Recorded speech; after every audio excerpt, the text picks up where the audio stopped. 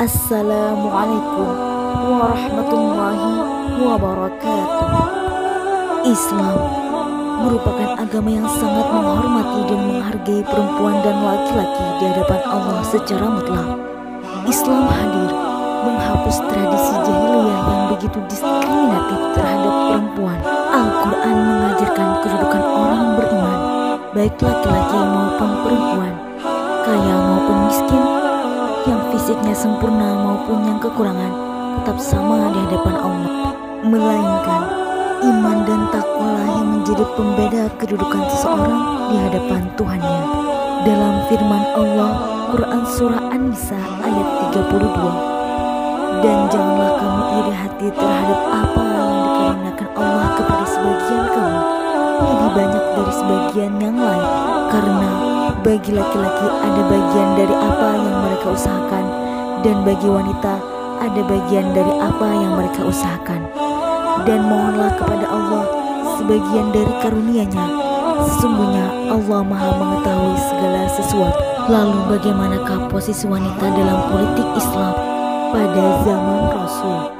Belum banyak wanita yang ikut serta andil dalam masalah politik.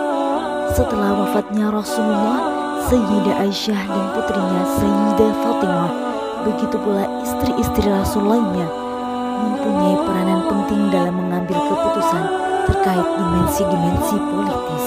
Kaum wanita di zaman Nabi dibaiat sebagai pemimpin umat Islam, yang mana baiat merupakan janji setia terhadap Islam dan ketaatan kepada Rasulullah. Baiat tersebut berkaitan dengan politik, yaitu mengakui kepemimpinan kepala negara dan pemimpin umat yang sah menurut hukum. Maka secara penuh wanita diberi hak berpolitik, boleh berperan serta dalam aktivitas politik dan sosial sebagaimana partisipasi kaum laki-laki. Di zaman Rasulullah, wanita pun ikut berhijrah dengan tujuan politik, berjihad dalam peperangan seperti memberi minum para prajurit, mengobati orang yang terluka, serta mengantarkan orang yang terluka dan terbunuh ke Madinah. Wanita seringkali dipandang sebelah mata dan selalu dianggap lemah dan tak berdaya. Akan tetapi, banyak wanita yang sudah mematahkan stigma tersebut.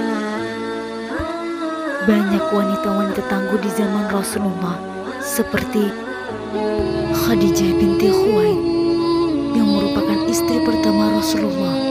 Khadijah juga berperan sebagai penasehat pribadi Rasulullah, dan ia juga ikut turun tangan jika ada kaum Quraisy yang menghalangi dakwah Rasulullah. Dengan kemampuan diplomasi yang sangat baik, ia bisa melobi para petinggi Quraisy untuk mencegah Rasulullah.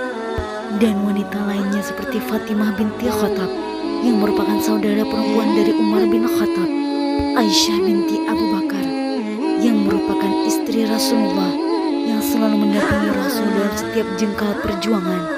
Aisyah sangatlah cerdas. Dengan mudahnya ia menyerap dan mendokumentasikan semua hadis-hadis Rasulullah, dan ia juga sering memberikan gagasan dan ide-ide cemerlang, terutama dalam urusan bernegara kepada para pemimpin.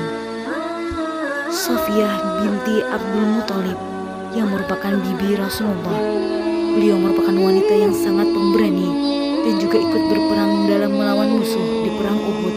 Tak segan-segan Safiyah berdiri sambil mengacukan tombak kepada mereka yang berlari meninggalkan Rasulullah ketika perang. Islam tidak melarang perempuan dalam berpolitik dan juga tidak melarang wanita menjadi pemimpin. Gender tidak menjadi batasan mimpi seseorang. Wanita maupun laki-laki memiliki hak yang sama dalam bidang manapun, termasuk politik. Lalu, bagaimana seharusnya memahami kepemimpinan wanita dalam Islam? Sampai kini persoalan yang berkaitan dengan khalifah wanita masih dalam perdebatan yang tidak ada hentinya. Dan di Indonesia sendiri, banyaknya opini yang berkembang di tengah masyarakat tentang boleh tidaknya wanita menjadi kepala negara. Dan ternyata wanita dapat menjadi kepala negara, seperti Ibu Megawati Soekarno Putri. Tak masalah jika laki-laki maupun perempuan, apabila dapat mengemban amanah yang diberikan, maka ia berhak menjadi pemimpin. Sekian yang dapat saya sampaikan dalam video ini. Kurang lebihnya mohon dimaafkan. Wassalamualaikum warahmatullahi wabarakatuh.